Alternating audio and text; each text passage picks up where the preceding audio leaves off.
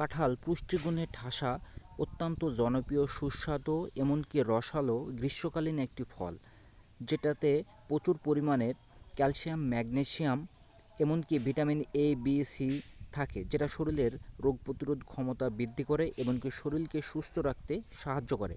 আবার এতে থাকে প্রচুর পরিমাণে ফাইবার, যেটা শরীরের হজম শক্তি এমনকি কোষ্ঠকাঠিন্য দূর করতে সাহায্য করে। আর এই জন্যেই কাঁঠালকে বলা হয় পুষ্টির পাওয়ার হাউস। কিন্তু আমরা যদি দেখি, আমাদের দেশে পর্যাপ্ত পরিমাণে কাঁঠাল পাওয়া যায়, কিন্তু আমরা এটাকে সেইভাবে কিন্তু খাদ্য হিসেবে গ্রহণ করি না।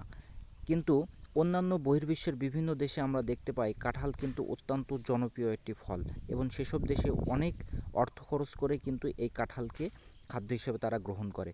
তাই আসুন আমরা আমাদের পুষ্টির চাহিদা পূরণ করার জন্য এই কাঁঠাল প্রচুর পরিমাণে এই গ্রীষ্মকালে আমরা খাবো এবং কি শরীরকে সুস্থ রাখবো ইনশাল্লাহ।